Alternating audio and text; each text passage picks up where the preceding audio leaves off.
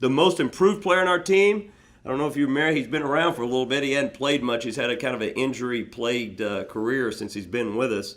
Mark Soucek, a young man from the Czech Republic, 7-footer, who we always remind him that 2 years ago we went to Puerto Rico and played in a tournament. I don't know if you remember that. We went to Puerto Rico. We weren't ranked at that time. It was when Marcus and those guys were freshmen. And we went over there and we beat Akron. Then we beat Tennessee, who was a really good team. We beat them by 24. And then we had to play the 6th-ranked team in America, in North Carolina State, NC State, and we beat them by 20. And then we jumped in the top 20, and we've been ranked now, out of the last 28 weeks, we've been ranked 24 of those weeks since that time. And Mark Soucek helped us win that tournament. He helped win that tournament because if you remember back, Michael Cobbins did not play because he had a broken toe. He broke it in an exhibition game. He didn't play any of that. Philip Jurek at the time was coming off an Achilles tear, and he was playing about 8 minutes just trying to figure his way back. So Soucek had to play, and he helped us win the games. But in the last game, he got hurt.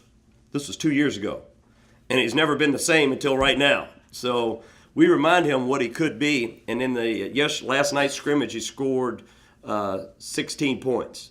Knocked down 2 threes, nice couple post moves, a dunk, made a couple free throws, a couple 15-footers, and playing really well for us right now at 7 feet tall.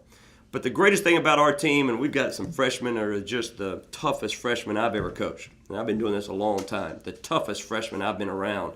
Young man Tavares Shine, 6'5", Joe Burton, 6'4". We got a little point guard who was Mr. Basketball Louisiana named Tyree Griffin, who was about 5'9", but he'd run through that wall if I told him to right now. He is that tough. I like this team because they fit my personality. I'm a scrapper, and that's, this team gets after it. They get after it. I don't know how good we're going to be. Those 4 players play the way I think they can play, then I think we got a chance to be pretty good because I think the rest of the guys will fall into line. We've got a very tough schedule, very difficult schedule. I looked at it, scheduling is just as difficult as recruiting. It's a game within itself. Because scheduling is so difficult. What you got to realize in scheduling, because everybody asks, well, why don't we get more teams in Gallagher? And I'm like, well, first of all, nobody wants to come play us in Gallagher. Then in scheduling, you've got to get a willing opponent that will play you. Then your dates have to match. And it's a puzzle. Because we might have a team that you're talking to and we say, hey, oh, yeah, we'll play you guys. Okay, then we have certain dates open. And we may say, all right, we have December 10th, December 15th, and they're like, well, we already got games there. And so then you got to start all over and you got to go find other opponents. And it's a process. But we spend a lot of time, we take a lot of pride in our scheduling. But back in February, when we start working on it, January, I knew we were going to lose Marcus Smart to the NBA. I knew that. I knew that Markel Brown was going to be gone, and I knew that. I've got one of my coaches who helps me with schedule. I say, we probably need to put a Cupcake Central together. We need to have the easiest non-conference schedule in America. Let's put, we're going to be losing all these guys. And then it hit me about, mid-May. I went back to him. We weren't done by no stretch because it takes forever to do it. I said, nope, let's change it. I want to make it difficult. Let's make it hard. And the reason I said let's make it hard is because when you play in the Big 12, we're the number 1 basketball league in America. We were number 1 last year. This is not just my opinion. This is fact by the RPI. Now, RPI is a system they use to rank teams, which I don't agree with the RPI when it comes to ranking teams all the time, but they also rank leagues, and it's pretty accurate when it comes to ranking leagues. And we were number 1 in the RPI last year. The league was, and this year we'll be the same. It'll be us and the ACC, but because we're top to bottom, the strongest, and we play everybody twice, we'll end up being number 1 just because of strength of schedule. So I looked at it and I said, we're going to play in the number 1 league in America again. So, all right, with our basketball team, we need to figure out how to get to the NCAA tournament again, and then we need to figure out how to go further. But let's get there first. So I said, what's the best way for us to get to the NCAA tournament? If you win 9 games in our league, there's 18 games. If you win 9 games in your league and you're in the number 1 league in America, you're going to the NCAA tournament. That's the way I see it. If we get to at least 9, we want to get to 10 or 11 or 12, no question about it. But if you at least get to 9, you're going to the NCAA tournament. So with our fairly young team, even though we do have some pretty good experience in those 4 to 5 guys I mentioned, what's the best way for us to prepare for those Big 12 games so we can figure out how to win 9, 10, or 11 games? I think the best way for us to prepare is to play a tough non-conference schedule. So now I probably went out and got a little carried away with it. We have at home, we're playing Maryland. Maryland's a great basketball school. If you know basketball, Maryland, we got Maryland coming in.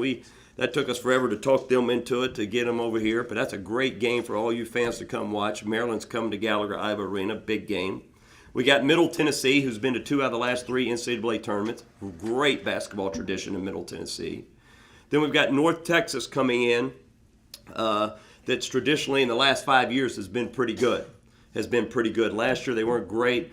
They had some injuries, but everybody's back, so they're going to be very good. Those are the top 3 teams non-conference in Gallagher-Iba. Now, also out of Gallagher-Iba, where I probably got a little carried away, we go to Memphis, we go to South Carolina, we go to Las Vegas, and we're going to play Oregon State, Auburn, and Tulsa. Tulsa's got all 5 starters back off an NCAA basketball team. Auburn's taking every transfer in America right now, and they've got all kinds of people running around over there, and they're going to be a surprise team, very surprise team. So we've got them. And then we go to Kansas City, and we play Missouri on December 30th or whatever it is, and that's basically their own backyard. So we probably will end up having probably one of the toughest non-conference schedules in America. After I was ready to have Cupcake Central, I went the other way around. But I like it. Again, my personality, I wasn't real comfortable with, easy schedule. If you looked at what we've done since I've been here, it's always been difficult. But I think it's the best thing for this basketball team to be challenged, to get them ready for what's going to be the best league in America.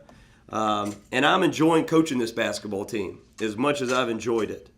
I just hope everybody really rallies around this basketball team, because they will feed off of it like no team I've had. They will feed off all the great fans Oklahoma State has. They're just a scrappy group of guys. I don't know how good we're going to be. I think we have a chance to surprise a lot of people. I really believe that. And I think we could have a special year if we get the support and we have those 4 key guys play to the level they're capable of. Then I think it could be a pretty fun year. I just want to open up for any questions. I'm sure that's the best way a lot of times to do this. I know some people have some questions. I'd love to. Forte was wearing a boot last week. Is he okay? He's fine. We practiced Friday morning. They didn't have school Friday. School was out Friday. So we practiced Friday morning. At the very end of practice, he rolled his ankle a little bit. And anytime a guy hurts his ankle, foot, toe, we put him in a boot. That's our trainers and doctors, and it's precautionary. And he played Friday night in Homecoming Hoops. And I don't know if anybody saw Homecoming Hoops or anything, but we had a great crowd. The energy was terrific. It was a lot of fun for our guys. We had a lot of top recruits there. It was fun, but no, Forte's fine. Now, with that said, we've been a little banged up through this preseason a little bit. Nothing serious right now. Forte missed 4 practices for a pulled muscle in his back. Anthony Allen, a 7'1" young man, junior college transfer we brought in, the number 1 shot blocker in the country last year in junior college. He was out a week with a concussion. We've had a few nicks and bangs here and there, but as of last night, everybody was good. So, what else? I know we got to have some questions. What about your coaching staff? Coaching staff? Well, I made a few changes in the offseason. We still have Butch Pierre, associate head coach, who's a great recruiter. We still have Chris Ferguson, again, has been with me, great recruiter, great in scout, helps us in scouting reports on our opponents. And then obviously brought back James Dickey, who many of you know, who was here for many years with Coach Sutton, and he's been tremendous, a great asset to us. He's been with me now for about the last 4 to 5 months, and has been a great addition, a great asset, and somebody who I've enjoyed coaching with. So that's our staff right now. Great staff. Well, first of all, as I tell you, I'm not the biggest guy in the world by no stretch of the imagination, and I sure wasn't. You'd think I'd be lightning quick. I played at Kentucky, and I was two-time All-SEC, and played in the Final Four, and actually had an extremely small stint in the NBA. But it doesn't matter how big you are, and if he likes Phil Forte, there couldn't be a better role model. Phil Forte, and I've been around this game my whole life. I've never been around a young man, and I thought I worked hard. I thought I lived in the gym. I thought I did all the extra, and I did. But he takes it to a whole nother level. A whole nother level. If I had to guess right now, if he's not in class, he's in that gym. Guarantee it. It's like nothing I've ever seen. It's the old, and I tell my other players, should Phil Forte be a double-digit scorer in the Big 12 2 years in a row? And really, both years he was coming off the bench until I started him, so I wised up and started in the last 10 games of the year last year. Should he be a double-digit scorer with his? Probably not. But it's no secret recipe how he got there. It's not like he knows something nobody else knows. I tell my guys, he just gets in the gym. He practices. He puts in the time. Everybody can do that. There's no secret to it. He lives in the gym, but he enjoys it. It's not like it's work to him. He enjoys it. He understands he needs that to survive at our level. If he's going to play at our level, he can't survive without getting in there.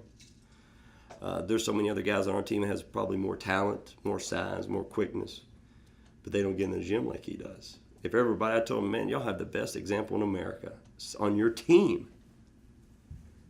Man, how you couldn't follow that? How could you look and say, well, look what it's doing for him. I might give that a shot. I can't make a three, so maybe I need to try that. I tell them I question their intelligence sometimes. It just makes sense to me.